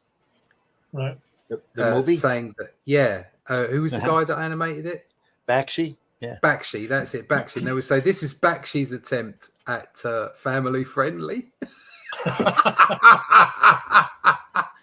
There were a lot of people things getting that movie stabbed was, and but- killed in it. Yeah. There were boobs everywhere. He said, but it's, he said, yeah, okay, I know what you're thinking, but it's not Fritz the cat. Yeah, that's true. But I do remember that little fairy girl running very realistically. That's the one. Yeah. What's Cap doing there in that bush? What's he doing? That one, yeah. I don't know. Cap, Which I one? found it. They're looking for something. Just in time for him to almost get shot. What? Bottom of the panel being the floor there again. Yeah. See some little bits and pieces. He's seeing Steranko's work Yeah. because he was obviously looking at this. Take that page. He'd be and bring it reading back. this first time round, wouldn't he? That's what I'm saying. He would have Yeah. been like looking at this stuff, and as a fan probably. Yeah. Yeah, probably a huge fan. Yeah. Jumping juniper. Whack. You can kind of almost see it. Sorry, the panel before. You can kind of almost see the page before. Sorry, with the silhouette on the top right, where their feet touch the bottom of the panel. Yes. And then the act and the running, Captain America's running and his legs and everything. You can almost see it imprinting on Steranko's mind as he reads this, waiting to be the fantastic artist that he ended up being. Yep. Yeah. It's lovely seeing the lineage when you look at some of these old comics and see just where people picked up stuff. I mean, it's like, you know, people saying to me that, oh, you know, you've got some Ditko in there, or Starlin in there. Yeah, Gil Starlin. Kane Who was the guy? Yeah, Gil Kane. Who was the guy that drew Stalker? That was Wally Wood. Wally Wood, inks, wasn't it? Ditko. And Ditko penciled Wally Wood inks. Ditko and Wally Wood. And it's like people have gone, oh, well, there's a little bit of that. And I'm like, what are you talking about? And I go back and see that, because that was the first comic I remember was Stalker #1. And looking at it and going, do you know what? Yeah, I can see it. And you go back and see all these different, exactly as you were saying, there's Gil Kane, Starlin, Buscema. I mean, I love Buscema. He's my top artist. But there's so many artists that had a massive effect on me. And sometimes you can see it. Sometimes most of the time I can't. Other people have to pick it out, because obviously you're too critical of your own work to see your heroes in it. Yeah. So you kind of go, oh no. But then other people will pick it out and go, oh yeah, I can see that now. I can see that. It's and it's lovely to see these people, you know, see what they saw, you know. Right. And it's the today's work is all the same. There's no sort of references. Like when we got the comics, you could tell it was Kirby or Sinnott or or Gil Kane. Now they all look the same to me. Maybe it's just me who doesn't see it, but they all look the same. I think a lot of the inking style. So when Immerman came on the scene, he was a fresh new look, and I still like his stuff. And was it Hitch? So Brian Hitch?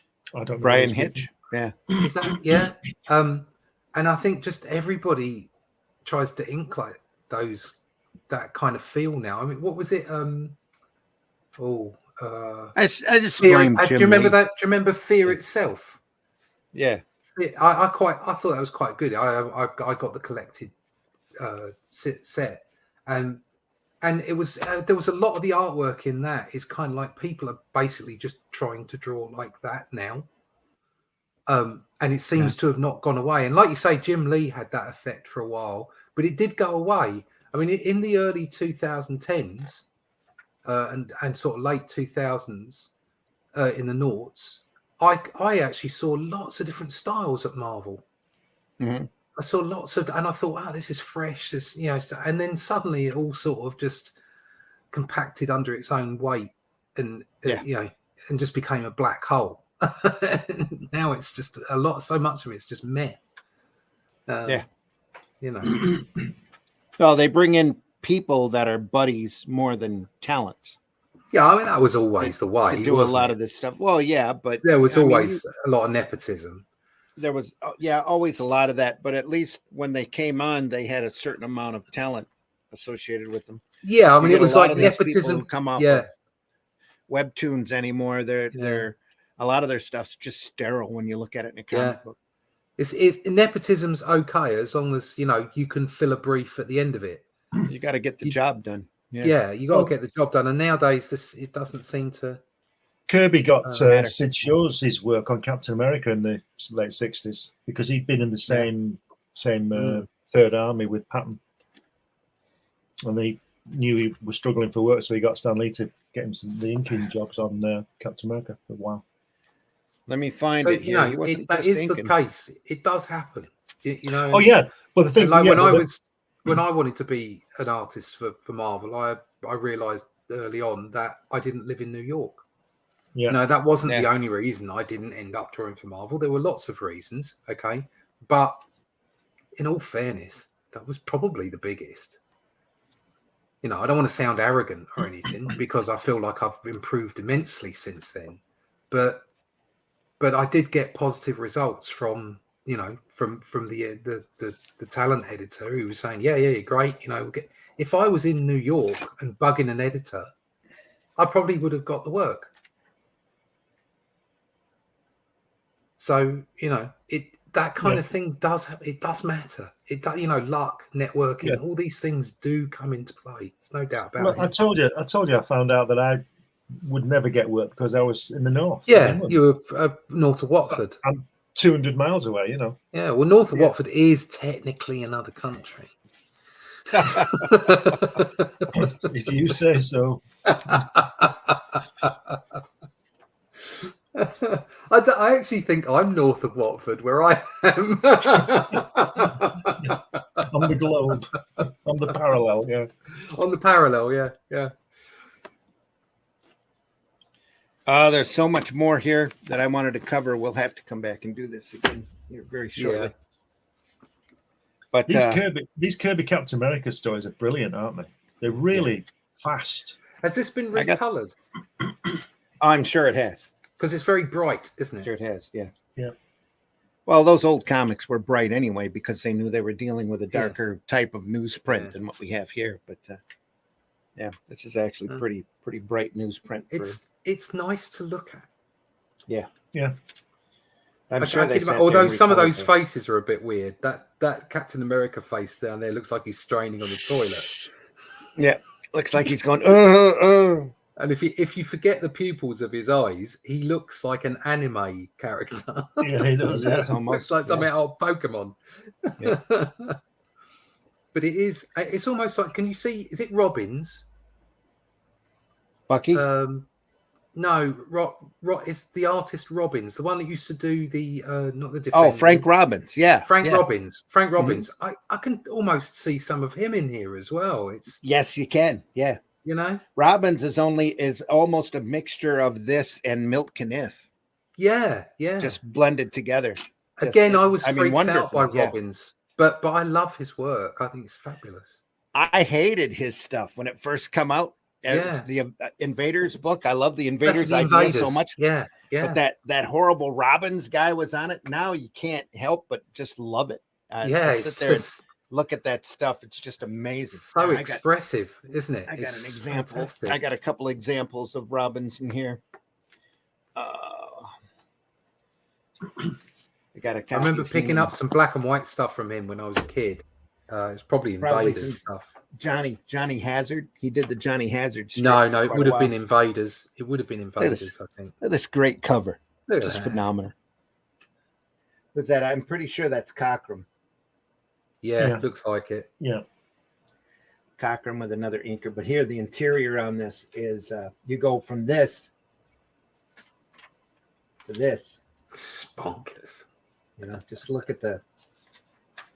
There's so much life in this, isn't it? It's very energetic, very energetic style. It moves. It's like those cat pages we were looking at. It's very fast. That's why. And that's why I imagined Robbins, because of those. They were both those sets of pages, these and the Captain America ones. They're just so vibrant. It's almost like they're vibrating in front of you. There's so much energy in them. And he's pounding it out, and the features, the anatomy on this is all wrong. The body is just bent in every possible way that you can imagine, but it works incredibly well. Look at that! Just that's a heck of a twist. But yeah, like I said, I hated him when he first come out. He used to drive me crazy, and now I just love this stuff. I'll sit there and look at it all day. But I love stylized guys like this, like Lee Elias and Robbins, and there's just so many great artists. That's part of the reason why I wanted to do this episode. Oh, there's Daredevil. It's just great. That's great. That top panel. Yeah. Nothing wrong with that. Wow. Here or here? No, the one on the right. The Daredevil. Daredevil. Yeah. Yeah. I like that though. That really shows him. Yeah. Sitting on a if you look at the Daredevil on the right hand page, panel 3, where we see all his body, that inking is very John Romita. Yeah. Look at the knee and the muscles. It's very John Romita inking that. Mm-hmm. It's almost like you went looking for it on this particular character because could be. He is a little bit more seriously drawn than the Human Fly character. Yeah. free booklet, how to build. There's Arnold right there. They just can't get rid of those booklets, can they? No. Did we just jump into this because it was Robbins? Yeah. Yeah. We were Actually, stopping, there weren't we? there wasn't much left to go here on the I want Captain to America know what thing. I think happened. there was one more page. Yeah. Wow. Oh, look, there they are. Look, they're there again. Look at the bottom. They unveiled the White Death. Yeah. Manuel Perez. Oh, not Manuel Perez. George's dad. Yeah. Wow. And then they nip him back in again, and this guard's not noticed. Very strange. Kind of enjoyed playing detective, Steve. The first 100 cases are the hardest. After that, it's a cinch. Ho hum.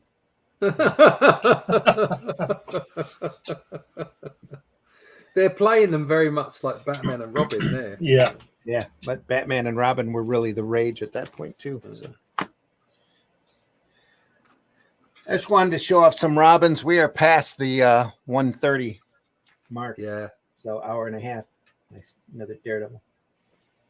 You can just scan through this in a hurry. That panel there, the right hand page, panel 5.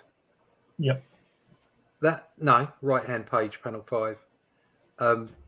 That 4, 5. 5. Yeah. That almost looks Gene Colan. Yeah. Yeah. Doesn't it? It's amazing. It's all being swapped around. Almost looks like it might have been redrawn because it doesn't quite fit the same style.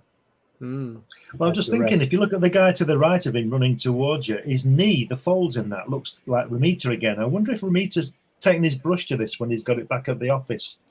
Because he used to draw Daredevil, didn't he? And that Daredevil is very Romita. Yeah, it does make you wonder, doesn't it?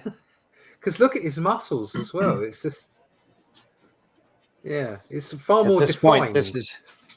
This is issue 9 of the Human Fly. They were having a hard time getting that book to sell in the first place. So when did that? When did it come out? Guest star in 19. Was it 76?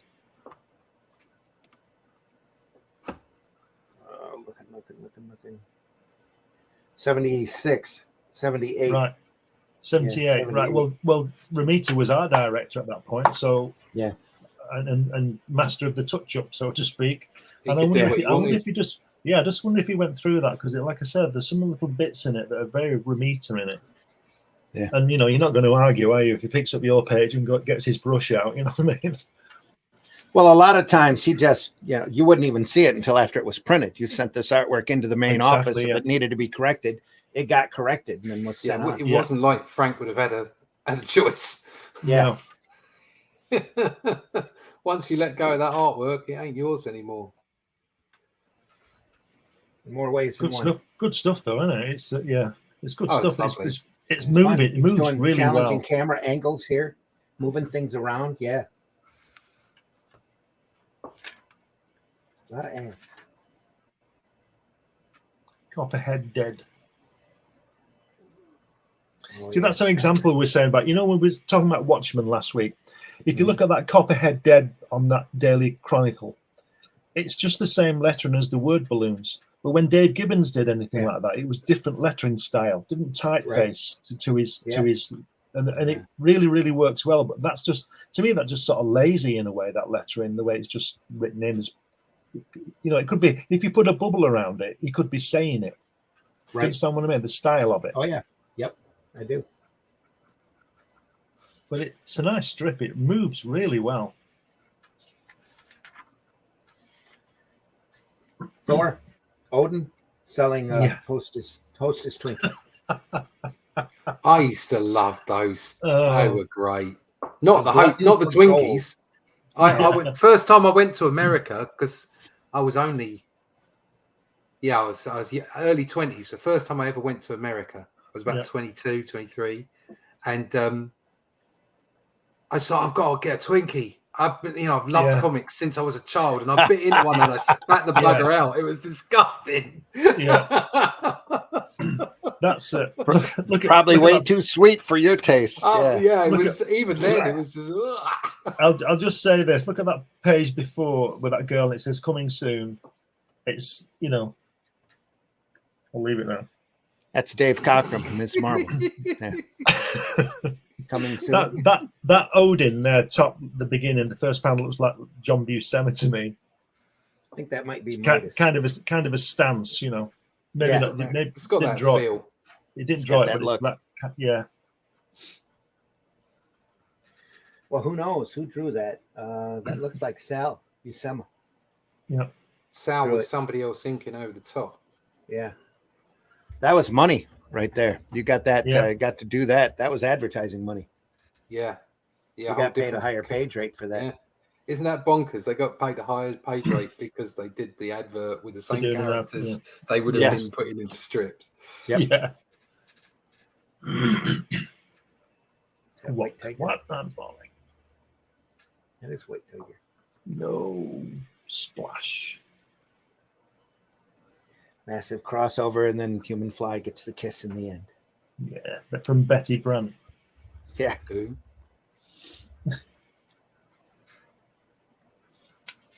Betty. One more book I want to show off for sure before we go. Maybe I did find this as I was digging through my Marvels. Oh, look at this. That's a copy of Giant Size X-Men I bought for $8 and was pissed that I had to pay that much money for it. Gil Way Kane. back when I had to replace my other copy because my Giant Size one had been disintegrated. That's pages were off the spine and everything. It's still got a chunk out of the bottom of the cover. Yeah, Gil Kane and Cockrum inked that. Cockrum inked it over Gil Kane's pencils. Wow. Classic stuff. The one I really want to show off, though, is this little-known character called Red Wolf. Oh, Oh, yeah. Look at that cover. Gil Kane again. That's Gil Kane cover, yeah. Gil Kane again. But the interiors on this. Look at that. Gardner Fox. Sid Shores. Oof. Gardner Wow. Fox writing, Sid Shores, Yeah. artist. Wow. Look, well, okay.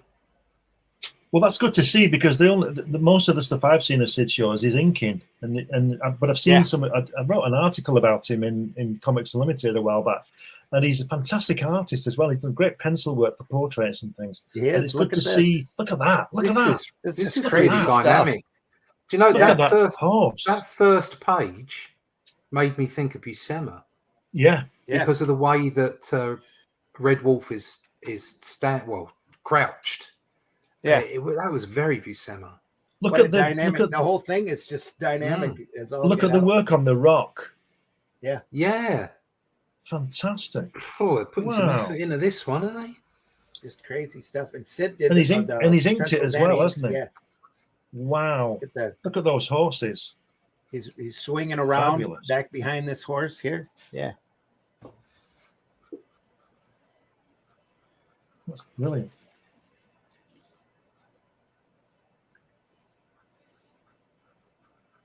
Can you just Broke go back to the panel. first page and see who's lettered it, Randy, please?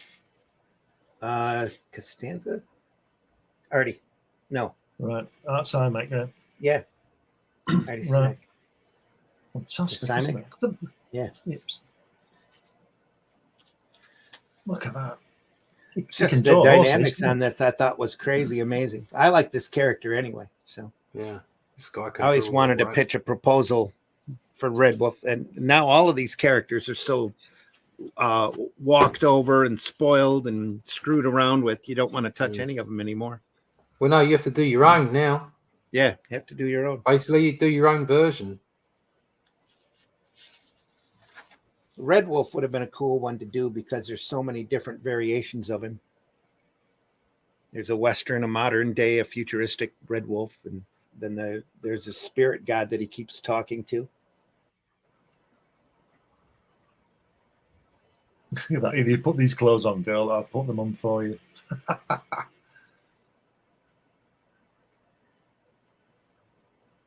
Wow. Great artist, it's yours. Yeah. Yeah. It's a great shot.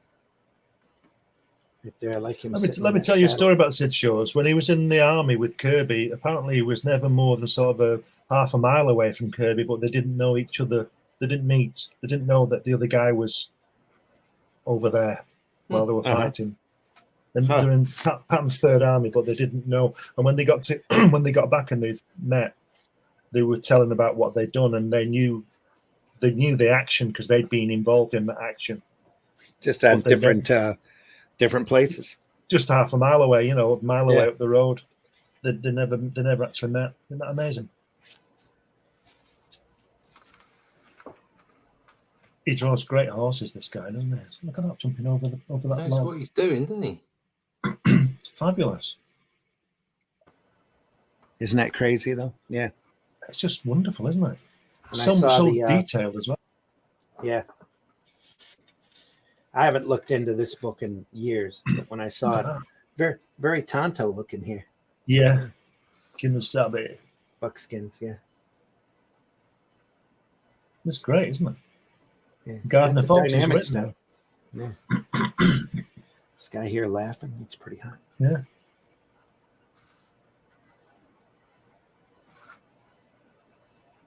Must be Red Wolf in the civilian identity. Aye. Look at that water behind the waterfall. How good is that? Yeah. It's all great, isn't it? This guy knows what he's doing. Yeah. I tell you what, again, I'd like to see it in black and white. Yeah. Yeah. I don't think the colour's doing much for it, but the drawing is superb. Well, the coloring's as good as it gets for the time. Of course, yeah. Yeah. This is good stuff. Look at that mountain range there. Full control of anatomy here. He knows what he's doing. Great dynamics, beautiful scenery. It's a cool shot here. I didn't know Gardner Fox worked for Marvel. Oh, yeah. Yep. Early on, he got a lot of the work with Stan. Right. Did a lot of the side stuff. I'm sure he was writing a lot of the short story material in the 50s and that. Everybody went everywhere there for a while. Yeah. It's not his work at Marvel isn't nearly as well known as his work at DC. No, I thought he was just a DC man. Yeah, that stage. Didn't he write Green Lantern and things like that? Gardner Yeah, Fox? he wrote almost all of the Justice Society stories. Right. Was all Gardner Fox. Again, look at those horses there. Jeez. I mean, they're not reference, are they? You can tell. Oh no, he's drawn them. Yeah, he's drawn them. He will. He's referenced. Yeah, he's referenced the horse, and then he's put it in a situation out of his head. Yeah. Yeah. And that's impressive. Great silhouette there to start the page off with. Yeah. Great stuff. Little wagon wheel hits, goes off kilter. Wagon wheels. Look at that. Great action set. Yep. Wow.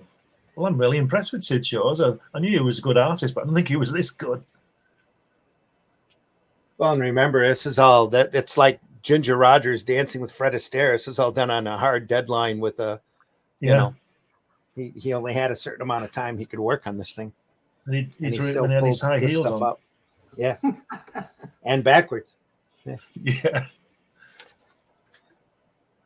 Well, I've never seen this before. Wrapped up dynamite being thrown. He can draw animals, can't he? It's popping out of the page, yeah. Well, you had to if you got this assignment. He's got a wolf head skull for a mask and a wolf companion, and he's riding a horse. Yeah, you better know how to draw animals. Oh, Lobo there. I love the dynamite coming out of the panels as well. I was just going to say that's so dynamic. It's cool. It looks like it's really coming at you. That's fantastic. Are those just bullets light it and throw it? Are those bullets hitting the ground on that bottom panel? Here, yeah. Look like little fires, don't they? He's taken out the aggressor by a whole pack of dynamite strung together and tossed. Bound to be a large explosion on the next page. How much you want to bet? Boom. Kaboom. Kaboom. That ought to keep them quiet for a while. Wow.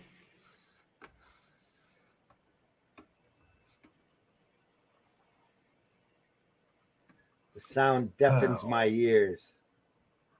Should have written it smaller then. Yet now, while those bandits are still groggy, it's time Look to at that. strike. Look at that. Smacking him there in that top left. It's really whacked him, hasn't it? Look, bang. Look at that. Pow. Rah. Crack. Look at that. That's Just brilliant. What a fantastic comic really this is, Randy. Yeah, it really reminds me of Buscema. Yeah. Yeah. The energy in it is excellent anatomy. Well, I'm sure he's looking, every time he's inking, he's learning. And I must say that I liked his inking on Cap around this time, but I always felt sometimes it was a bit overworked. Uh-huh. But this stuff isn't at all. If you look at those Cap 100 and all that, when he's inking, there's a lot of cross action for me that doesn't. It's just a bit overdone for me. But like I say, there's nothing wrong with any of this. This is wonderful stuff. And like I say, I like to see it in black and white. It's really good. I think Red Wolf as a title only lasted about 6 issues. Well, there you go. So, There's a nice book somebody should put out then. Yeah. It's probably offensive now. Yeah, Yeah. they won't do that. It's Yeah. offensive. It's not written by What we Native want more Americans, like so it that. doesn't really count, right? Yeah. Yeah. There he goes, riding off into the sunset on the mesa. What the is it? girl in the fort. Those who dismiss history are bound to repeat it. Yeah. About the size of it. Look at that. That's great, isn't it? Night of the Wow. Wolf. Did Sid do the whole series? I don't think he did, but he did that one. He did a good job on that one. That's the best And thing that we've seen was, today. That was Red Wolf number 2. Wow. Yeah, I just thought it was great. So there I have a copy of number 4. Handy. Oh, Another great Gil Kane, I think, cover. wow. Wrath of the Man Bear. It's a Sid. Yeah, only Vinny is inking him. Vinny Coletta. Oh. Yeah. Oh no. Oh, no. Oh no. Light touch, Vinny. Still got Well, some great He's dynamics. not ruining it, is he? Well, he ruined that bit. Yeah. That one with the rock above his head, that's ruined. It's not. Yeah, it's kind of flat here. That's ruined. Yeah. Yeah. Yeah, No you can dimension tell to because it whatsoever. I put my money on Sid drawing all the detail of that rock and he's just made it into a shadow. Yeah. Yeah. Yep. I bet you're right. Doesn't look too bad though. It could Yeah, be but worse. the pencils on this are probably twice as good as the inks. So it's a great dynamic look to it.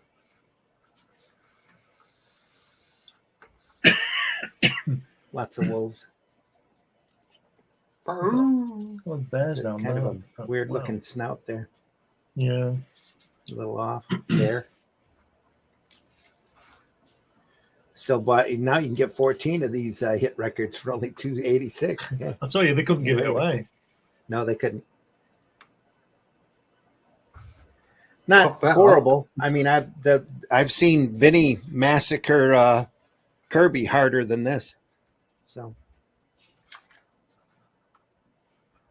there's still a lot that comes through. Look at that. That's nice. He's running with the bears. Is that what it is? Yeah. Oh no, those are wolves. That's kind of thick. Those wolves or bears? Bears or wolves? Yeah, they look like polar bears.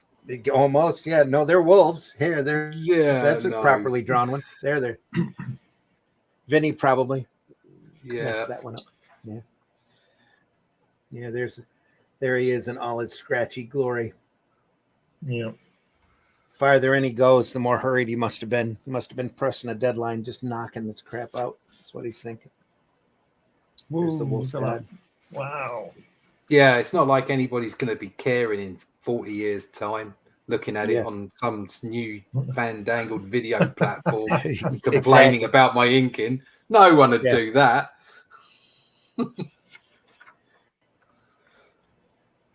I think Vince Gillette gets a bad rap because I don't think he's actually inking all this stuff. I think he gives it to his studio. Yeah, probably. He probably had a number of assistants working. Yeah. Yeah. Either that or he was just, he crow-quilled the damn thing out pretty hard.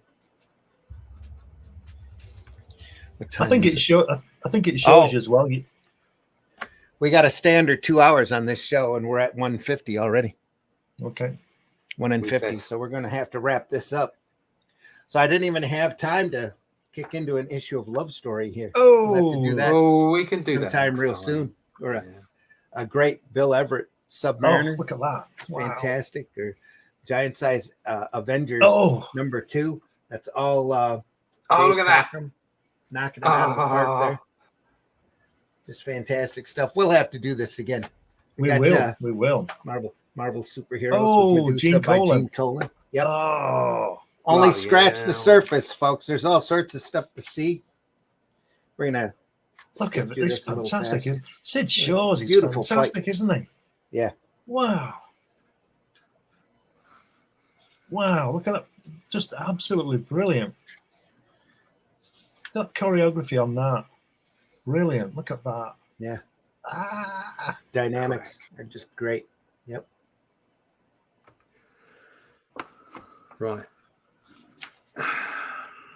And again, off he rides into the mesa. Yeah. Fabulous. That was Red Wolf. Actually, Red Wolf 4. The Wrath of the Man Bear. Hey, everybody. I want to thank you for watching the Sunday Funnies for the 6th of August, 2023. We're sorry that this wasn't live, but I'm at a show, and we hope you had a good time going through some of these old Marvels that we did. And we'll do it again. We'll do it again real soon. Maybe we'll even go through Giant Size 1 or X-Men 1. All sorts of great stuff, folks. You'd be amazed what you find if you visit your local retailer and go through their dollar boxes. Collected these over the years. Russ, tell folks how they can find you. You can find me at russleach.com. There you go. Everything you need is there. Connections to my books, my social media. Go find out more from Instagram. There's new pieces of my work up there every day. Sign up to my email list so you can find out what's coming out soon. You know, russleach.com. All right. Glenn, tell folks how they can find you. I'll keep it short like Russ. You can find my work on Amazon and you can find me at New Haven Publishing. You've got all my magazines. You've got my Jack Kirby book. Hatch is coming soon from New Haven. And also you can get my underpage magazine about Comics Limited, all on Amazon. Wardstones and Barnes and Noble and all these places. It's all good. All those great places. Yeah. Oh, do we have something to show here? Yeah, just what I've been doing while we've been chatting. There you go. There we are. Oh, look at this. Oh, look at that. Walking down the secret passageway. Being cautious. Yeah. There's the That's previous. great There's stuff. the secret passageway. There you go. There we are.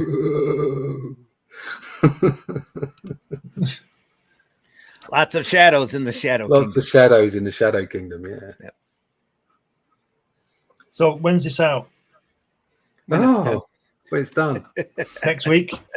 No. Who knows? I'm September? hoping to get all the pencils finished early September. So I'll be inking in September and then colouring in October.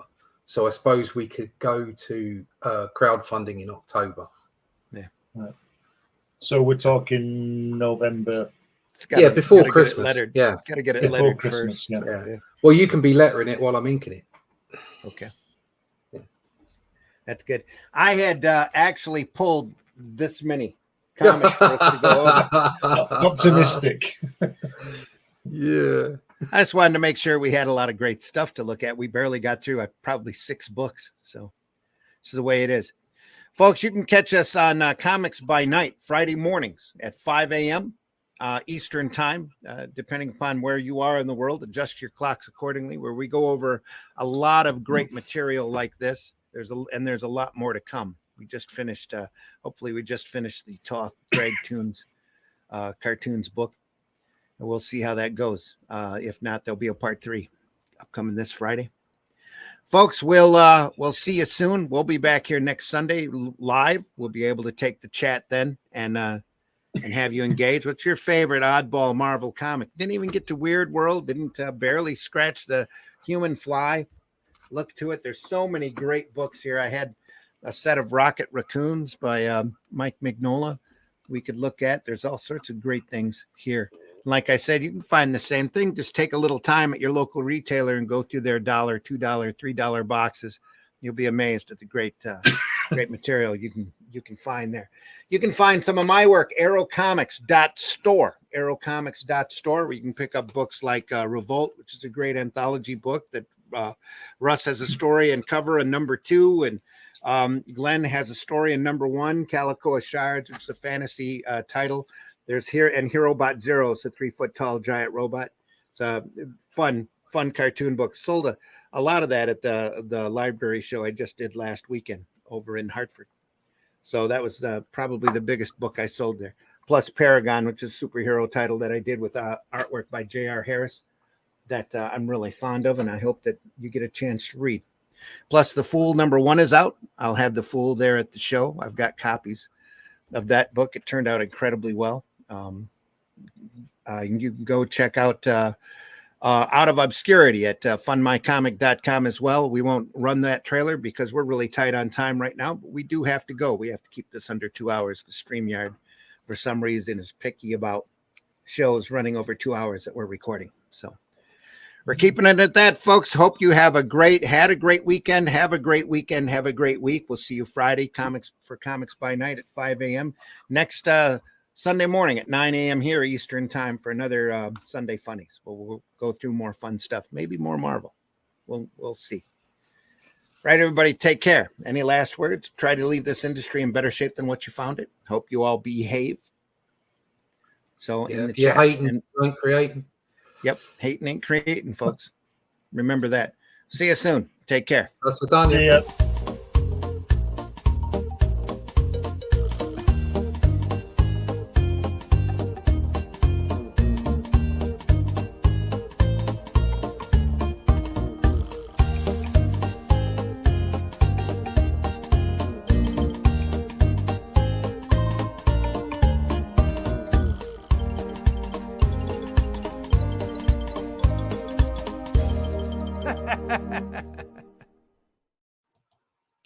The views and opinions expressed within the video content found on the Indie Comics Network are those of the speakers and do not necessarily reflect the views or positions of the Indie Comics Network or its sponsors.